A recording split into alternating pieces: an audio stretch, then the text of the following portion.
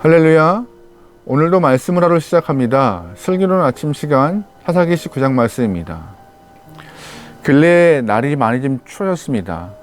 낮에도 조금 좀 스산한 기운을 느끼는데요. 이런 날씨 가운데 여러분 몸 상하지 않도록 건강 잘 관리하셔서 건강한 모습으로 하루하루 잘 살아가시면 좋을 것 같습니다. 오늘 본문 사사기시 9장 말씀은요, 참 기괴하고 끔찍한 일이 발생해요. 처음부터 끝까지 정상적인 모습이 1도 없는 것 같습니다. 오늘 본문의 시작은 한 레위인의 가정의 모습을 표현하고 있어요. 그런데 그 레위인이 보였던 모습은 온당하지 않습니다. 어떻게 시작되냐면은 그 레위인이 첩을 맞이했다고 말하고 있어요. 하나님은 분명 일부 1세대를 통하여서 가정을 이루고 그 가정의 행복을 우리에게 체험하라고 말씀하셨지만, 이스라엘의 영적 리더, 말씀을 가르치고 또한 같이 제사를 드리며 재판을 해야 될 레위인이 말씀을 거스르는 모습을 오늘 본문에서 보여주고 있습니다. 레위인이 이렇다면 다른 사람들은 어떻겠어요?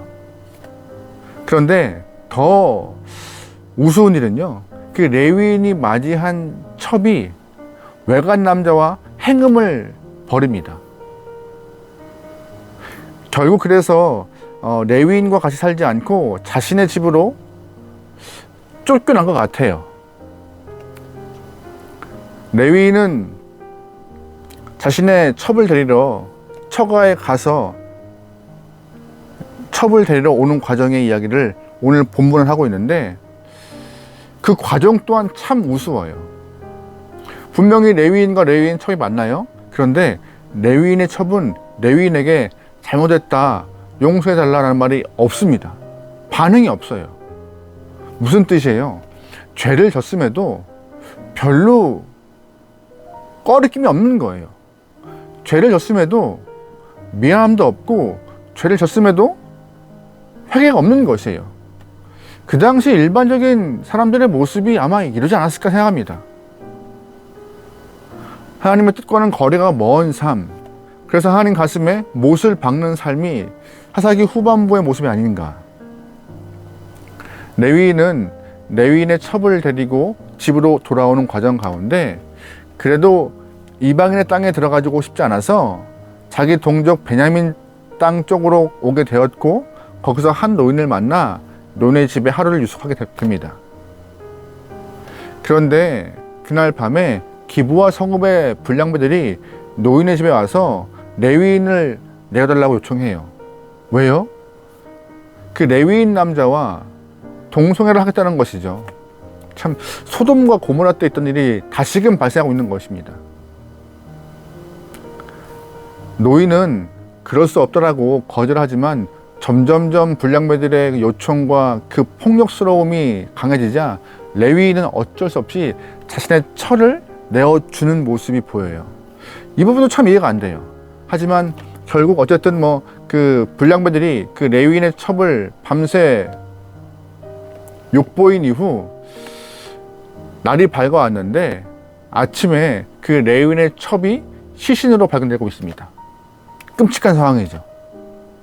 레위인은 너무나 분하고 놀랍고 황망하여서 자신의 첩, 그 죽은 시신을 12등분으로 나누어서 각 지파에게 보내버렸고, 내가 이렇게 분하고 황망한 일을 경험했다라고 만방에 온 땅에 알립니다. 그러면서 오늘 본문이 끝나요. 이 끔찍하고 이해하기 쉽지 않은 일, 참 이 우스운 일들이 오늘 본문에 기록되어 있는데, 하나님은 왜 이 일을 말씀 안에 기록되어 놓고 우리에게 보여주고 계실까요? 그것도 자세하게, 우리가 옆에 있는 것과 같이 자세하게 말씀하고 계신데, 그 이유가 뭘까요? 레위인이 타락했으니 이스라엘 다 타락했겠지 라는 교훈 맞아요. 하지만 그것이 첫 번째 교훈이 아닙니다.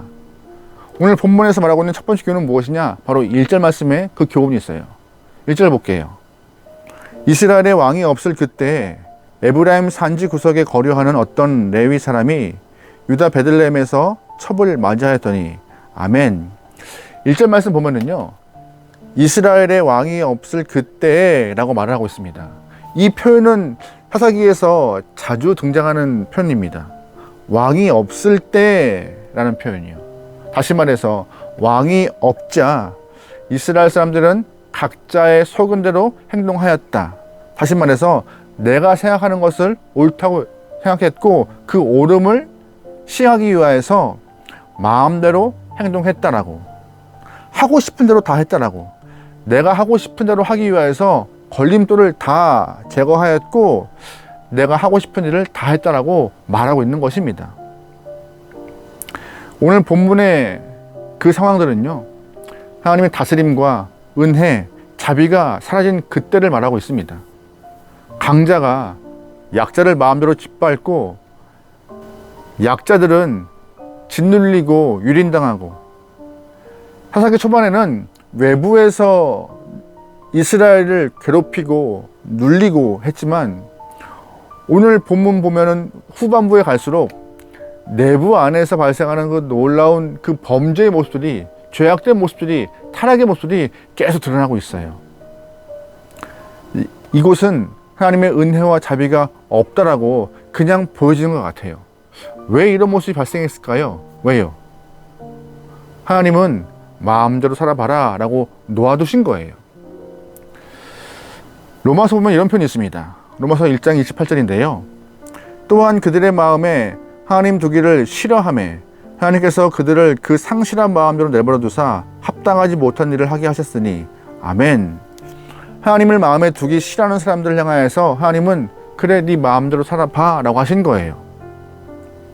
그러자 사람들은 마음대로 살기 시작했고 그 결과가 로마서 1장 29절부터 쭉 나오죠.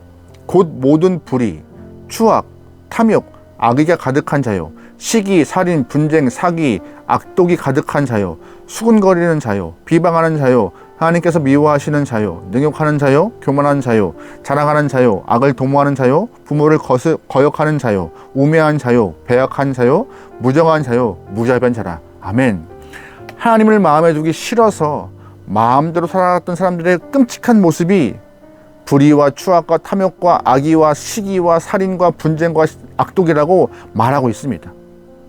마음속에 하나님을 빼내었고 내 마음대로 사는 순간 인간의 모습은 끔찍한 존재가 될 수밖에 없다고 사도 바울은 로마인에게 글을 쓰고 있는 것이에요.